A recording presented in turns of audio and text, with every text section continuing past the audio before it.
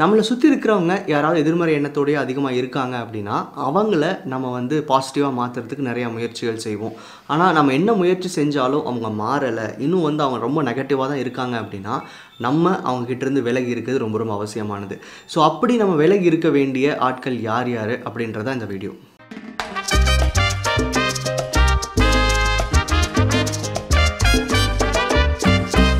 நமக்கு பிடிச்சவங்க, ரொம்ப நெருக்கமானவங்க இந்த மாரி இருந்தாங்கன்னா, நம்ம விலகி இருக்கிறது ரொம்பவே கஷ்டமான விஷயம் தான்.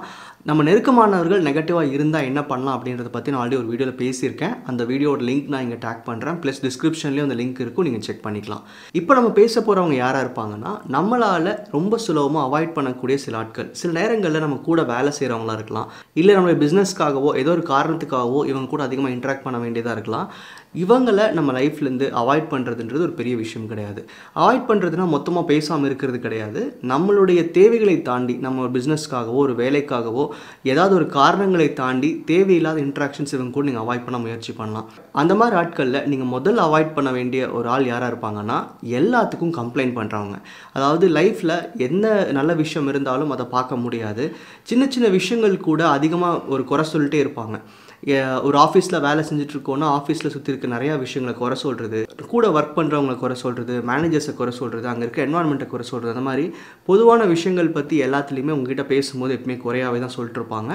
இல்லை பொது விஷயங்கள் பேசும்போது கூட சொசைட்டியை பற்றியோ இல்லை ஃபேமிலி இஷ்யூஸ் பற்றியோ அதிகமாக குறை பேசுகிறவங்க அவங்க கூட இருக்கிறது சரியாக வராது. ஏன்னா அதிகப்படியான நன்றி எழுதும்போது, அதிகப்படியான நன்றி சொல்லும்போது தான் லைஃப் மாறுது. அப்படிங்கிறப்போ கம்ப்ளைனிங்ன்றது அதுக்கு அப்படியே ஆப்போசிட்டான ஒரு விஷயம்.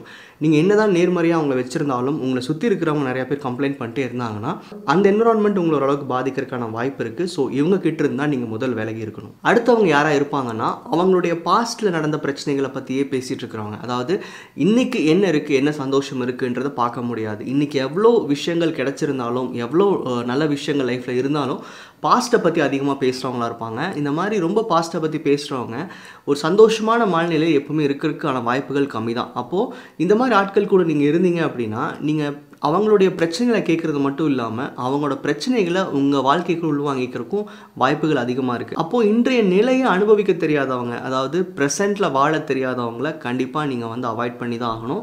நம்ம நிறைய பேர்த்த மாற்ற முயற்சி பண்ணுவோம். ஆனால் எல்லாத்தையும் மாற்றிக்கிட்டு இருக்கிறதே நம்ம வேலையாக இருக்க முடியாது. அப்படி இருக்கிறப்போ சொல்லி பார்க்கலாம், கேட்கலன்னா கண்டிப்பாக நம்ம விலகி நிற்கிறது நம்ம எண்ணங்களை காப்பாற்றிக்கிறதுக்கு நிறைய ஹெல்ப் பண்ணும். அடுத்தது எப்பவுமே ஒரு ரிஸ்க் எடுக்க மாட்டாங்க. லைஃப்பில் வந்து எல்லாத்தையும் சேஃபாக ரன் பண்ணிக்கணும், ஒரு சேஃப்டி ஜோன்லேயே இருந்துக்கணும்னு எண்ணத்தோடய இருக்கிறவங்க. இவங்க வந்து நீங்கள் ஒரு முயற்சி எடுத்திங்கன்னா வேண்டாம் வேண்டாம் தப்பாக போகிறதுக்கு வாய்ப்பு இருக்குது நிறையா சொல்லுவாங்க. உங்களை வந்து ரொம்ப நிறையா வந்து நெகட்டிவாக உங்களை புல் பேக் பண்ணுவாங்க. ஒரு முயற்சி எடுக்கிறதுக்கே விட மாட்டாங்க. அவங்களும் எந்த முயற்சியும் எடுக்க மாட்டாங்க. ஸோ இந்த மாதிரி ஆட்கள் வந்து உங்கள் லைஃப்பில் அடுத்த கட்டத்துக்கு போக விட மாட்டாங்க. இவங்க கூட இருந்தீங்கன்னா உங்கள் மைண்டில் ரிஸ்க் எடுக்கணுன்னே தோணாது. நமக்கு இன்றைக்கி இருக்கிற வாழ்க்கையை போதுங்கிற ஒரு மைண்ட் செட் உங்களுக்கு கொடுக்க ஆரம்பிக்கும். ஸோ இவங்க கிட்ட இருந்து நீங்கள் கண்டிப்பாக விலகி இருக்கணும். அடுத்தது நம்ம ரொம்பவே பொதுவான ஒரு விஷயம், காசிப் பண்ணுறவங்க, அடுத்தவங்களை பற்றி பேசிகிட்டே இருக்கிறவங்க.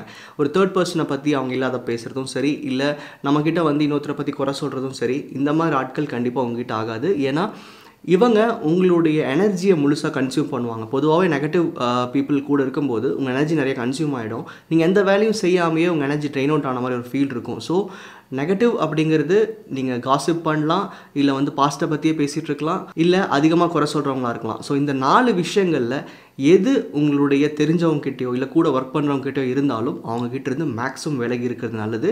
முக்கியமாக அடுத்தவங்கள பற்றி பேசுகிறவங்க கூட அதிகப்படியான இன்ட்ராக்ஷன்ஸ் வேண்டாம்.